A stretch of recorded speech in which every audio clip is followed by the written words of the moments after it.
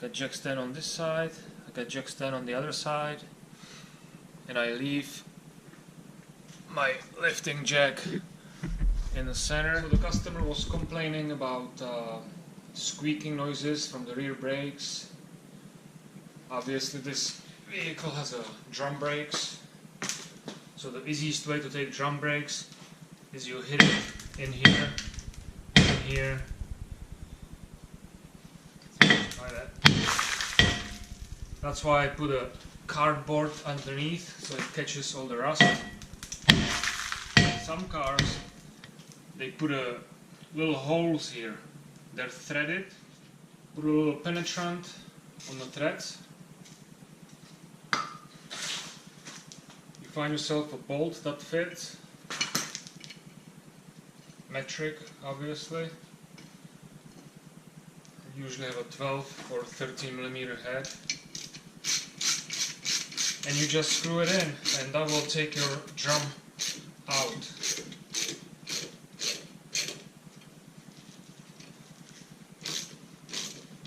See how it's sliding out already?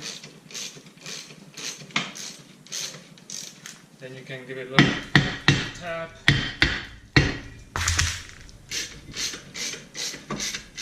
And it's already out. There we go. Look at all that dust inside from the worn shoes.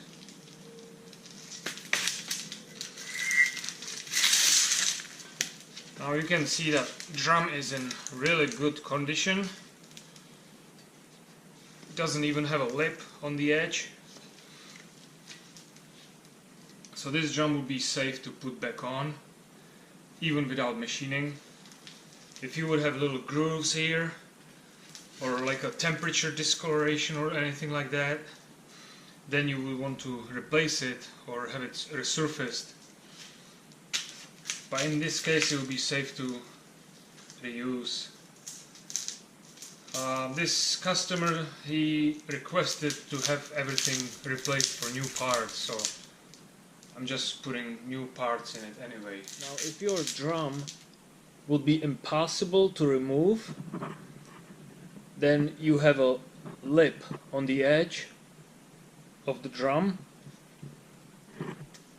and basically that lip doesn't allow you to get past these shoes.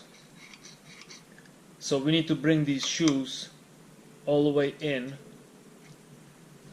and how we're gonna do that is most drum brakes, they have a access hole here. See this little rubber plug? We'll take that plug out, and through that little window you find the adjuster that has little teeth. We grab the teeth and we go either up or down. You need a small screwdriver to push this away from the teeth to release the wheel, and then you need to loosen it up. It is a little tedious job, but that's the only way to release the drums. Okay, so you need one screwdriver to push the lock out, another screwdriver to turn this wheel to release and bring the shoes inside, so you have more space between the shoe and the drum. I always take one side out, put it back in before I remove the other side, so in case I forget where everything goes, I have a reference from the other side. Now with these shoes, we don't need any special tools. Regular side cutters, regular combination pliers, screwdrivers, flathead screwdrivers. That's all we really need to service these shoes though, so that's a nice thing. On domestic cars, instead of this kind of hold down, this is a spring hold down, we have you can have small coil spring with a cup, And for that cup you need this kind of tool that the cup will sit in here, and then you press it and twist it, and that way it's gonna come off. With these type of spring, you just grab a pliers, you press it and you slide it. Okay, super easy. So that's one more on the other side here.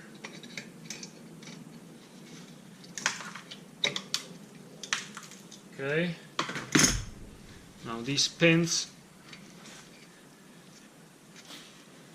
see that they get rusty pretty quick, so always get a hardware kit with the new shoes. The hardware kit is pretty cheap. It's usually around 10 bucks or 15 bucks. So I got 2 pins. Now we go for the adjuster spring. So that one, just grab the pliers, push down, really easy. That's the adjuster spring. Put a screwdriver down here, lift it up, bring the shoe out. Same thing on the other side. And that's it, just comes off. So that's the bottom spring.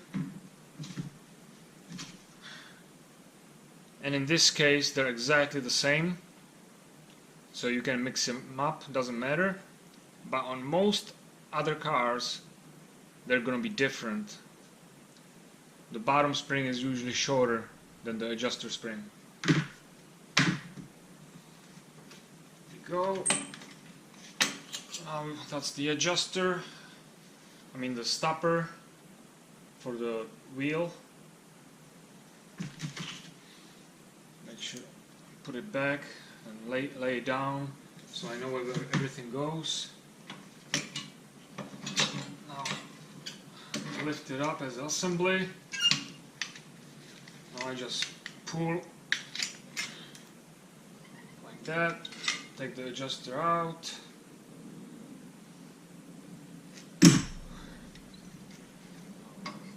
This shoe out with the spring. I lay it down so I know how the shoes go back on, because on older cars the material might stop in here and you have more material on the other side. And if you mix up the shoes so that you have more material here than here, then that's not gonna work very well, and you might have a judder when you brake and stuff like that. So pay attention how everything goes in.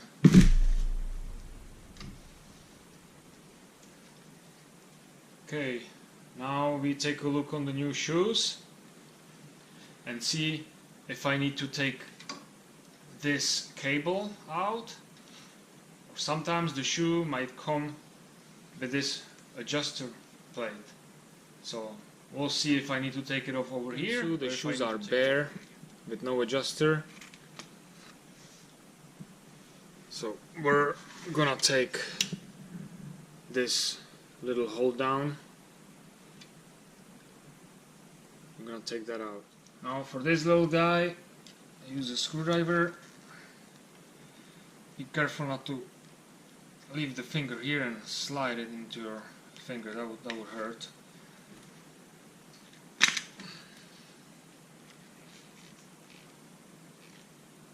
So this is how we open it up with a screwdriver, with a flathead screwdriver. With a small one, then I'll go to the bigger one.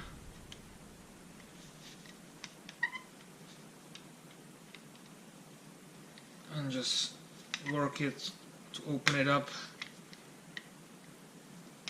Open it up some more. Then once we open it up, grab the pliers and we'll just squeeze it.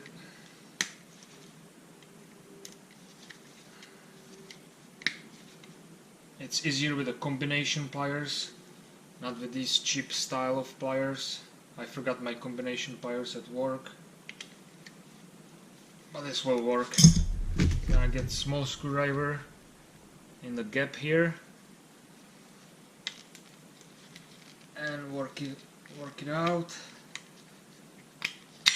and that's how it's out. Good. Now I grab the new one.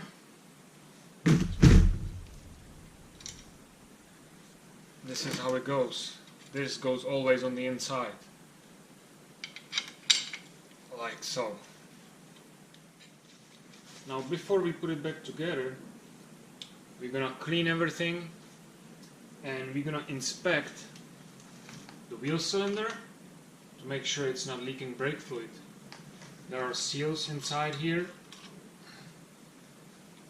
so I'm gonna take the rubber and I'll just pull it off a little bit, and if I don't see no fluid dripping, that means it's dry and it's not leaking. Check the other side. Oh boy, yeah, it's full of fluid.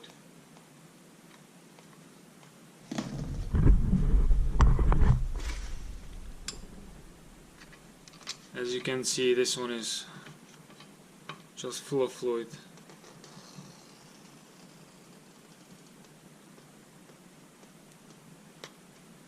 So that means the seal has failed and the brake fluid is already leaking. And the brake fluid is just held by this dust boot.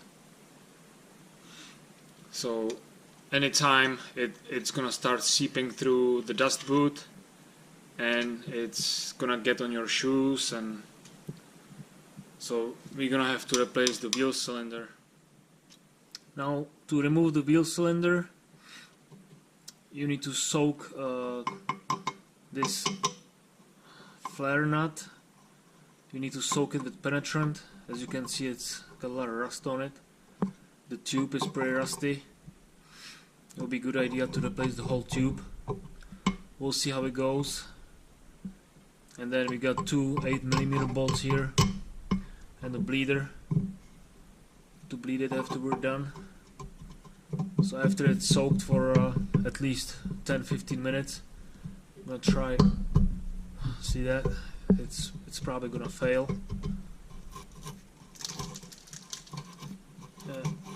It doesn't look that bad. It's just a surface rust. So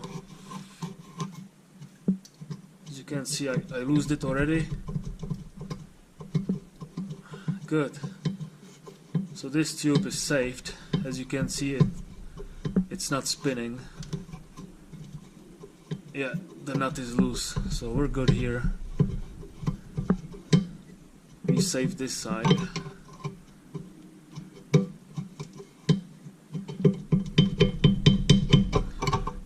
Make sure you use the tube wrench. If you use regular 10mm wrench, you might just chew up the nut if it's too tight or if it's too rusty. So I got the 8mm wrench. I'm gonna lose the bolts first. There we go. One's loose.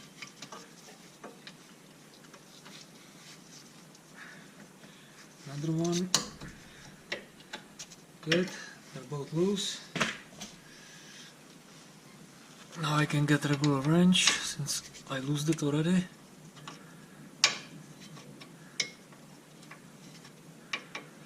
My hose, brake line hose, is pinched off with a C-clamp.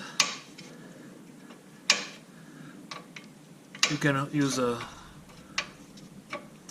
vice grips with a towel or pinch of pliers.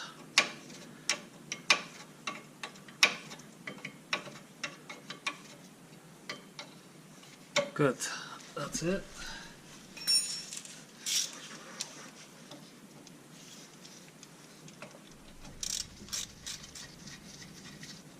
Second one. There we go.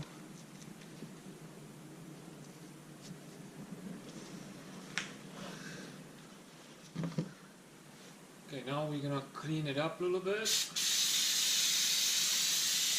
brake cleaner.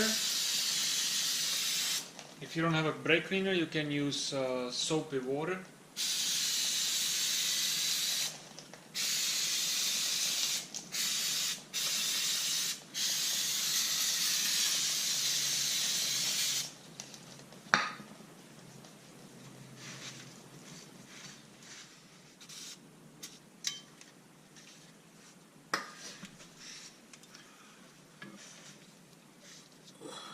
Work the flare nut back and forth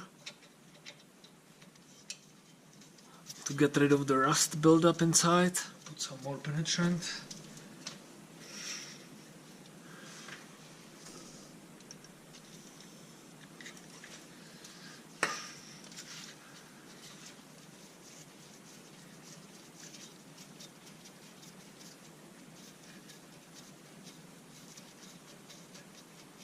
Good.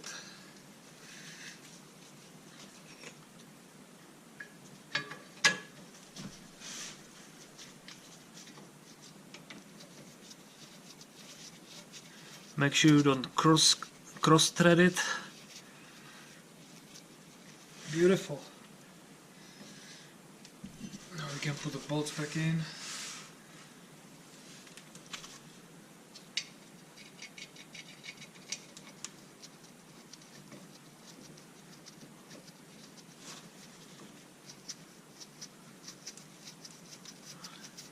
Just a little bit of wiggle to start the thread. Start the other one.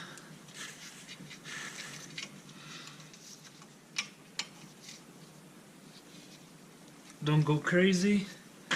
You don't want to break the bolt in there.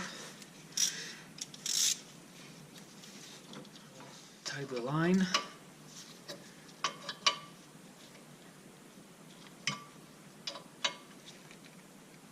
Good. Now we lose the bleeder.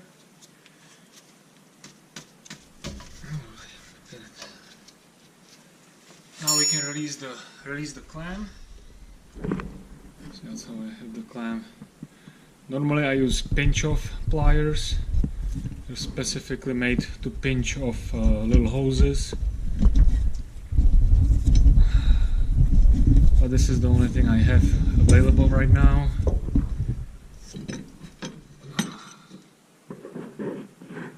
Oh, here we go. I just got the brake fluid started dripping from the bleeder. So this side is bled, so I'm gonna tidy it up, not too much, because I'm gonna bleed the whole brake system later on.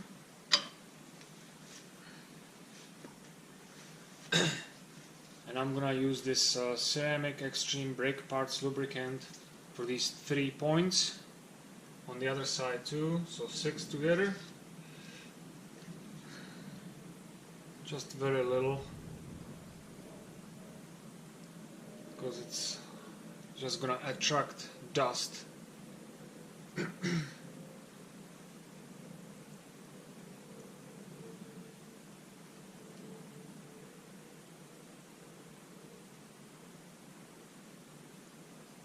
If you don't put no grease, you can even use anti-seize. If it's gonna be dry, then you might get a squeak once in a while.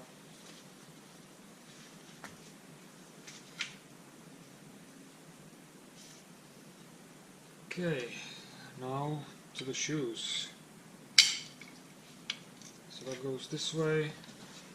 I got a brand new retainer here. You just put it in there, squeeze it with the pliers. Like so. Now this shoe we can put back together. Got a brand new pin from the hardware. So that goes through the hole. You gotta hold it with your fingers from the back. Put the shoe over it. I'll put this one, make it horizontal. So the spring, gonna hold the spring and the pin from the back with one hand, and with the other hand grab it over here by the edge, push it in. Yeah, sometimes it's a little hard. You need to have a lot of patience, and you gotta have good quality tools to make your life a little easier.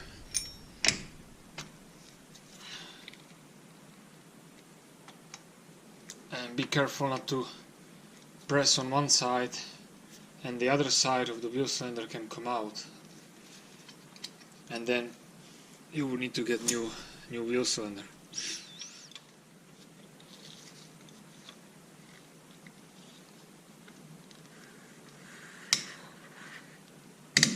There we go, just like that. Okay, now this is there's more ways of doing this. What I'm used to doing is we'll start with this big spring. So this one should go on the bottom of the adjuster, because if we put it over here or here, it will be in the way of the adjuster. So we gotta clear the way, put it on the bottom,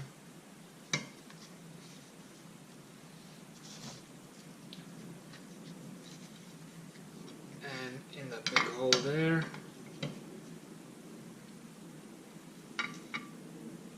Okay. Now we'll put this adjuster, this little plate, see that? Gotta be on the inside.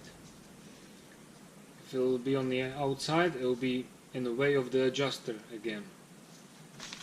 See over here, it would not reach the wheel. So facing in, see now it's gonna lock up. Won't allow the adjuster to spin on its own. We'll start with a small spring here. Let's put it down here. Put it in here, like so, right in there, good.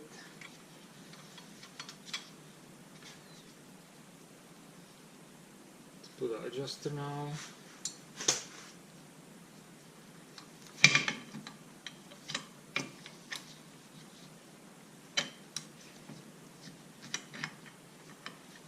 Like so.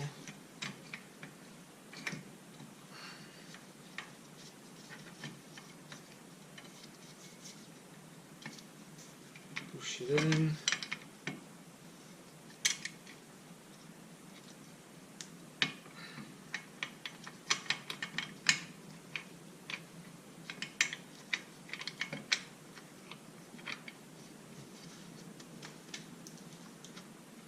Good. So we got that. Now we'll try to put this in.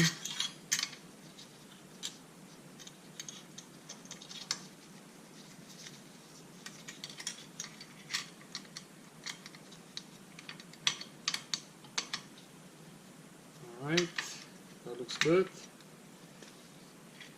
And now we gotta try to put that spring. For that, I'm gonna grab our side cutters, like so. Now it's in.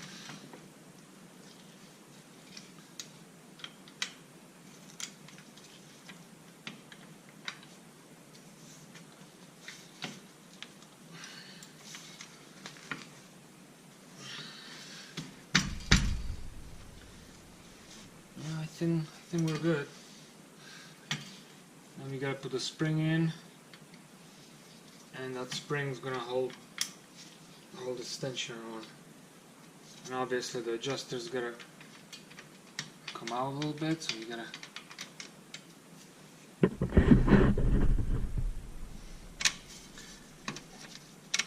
I had the adjuster way too much in. I was not putting pressure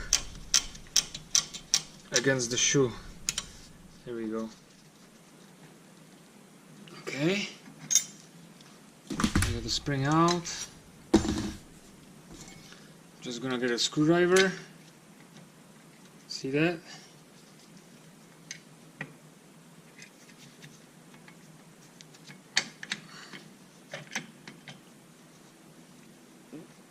And I'm gonna push with the screwdriver, push on the spring. Alright, that didn't work. So the pliers seem to be a better way with this style of shoes. Let's give it one more try.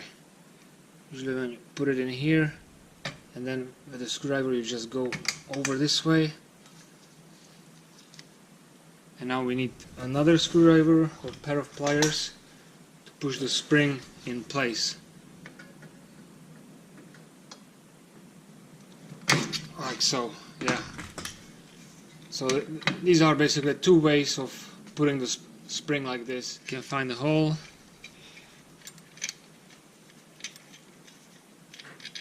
There it is.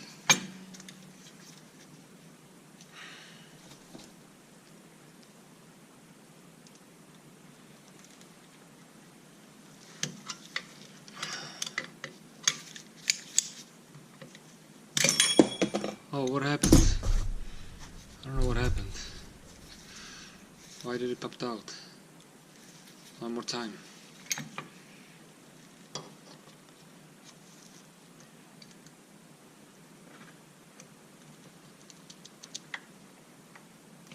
There we go. Okay. And that's it. We're done. Now we just gotta adjust it. Oh, sorry, the spring. Let's put the spring on.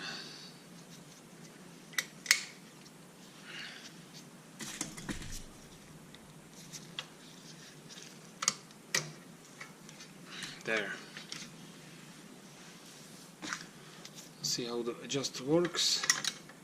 Good. Perfect.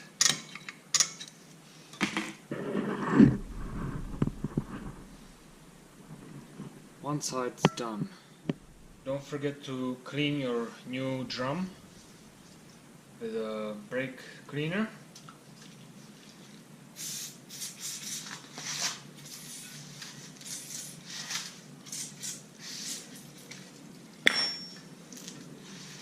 They coat it for storage. They coat it with oil so it won't rust.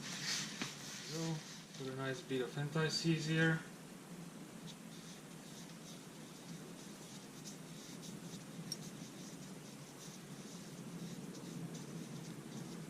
This will also prevent your wheels seizing up to the hub and the drum. Let's put the drum back on.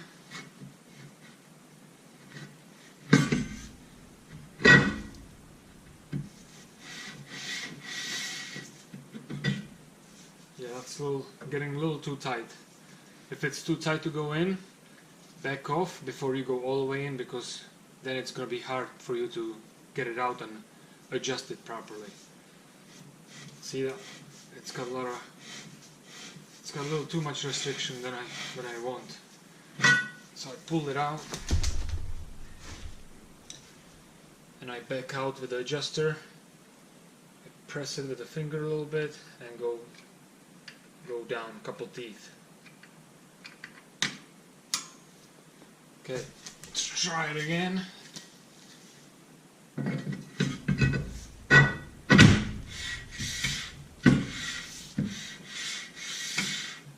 Nice.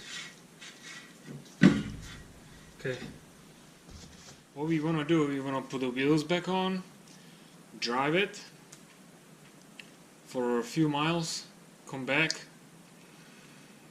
and preferably with the wheels on the car, I'm going to spin the tire. The tire should spin and it should stop about halfway, okay? if you just do like this, it should spin and stop. It should have very slight resistance, very slight, okay? If you spin it and it keeps spinning, then you need to adjust it some more. If you spin it and it moves only this much or this much, it's too tight, okay? You want to spin it and it should move this way and it stops.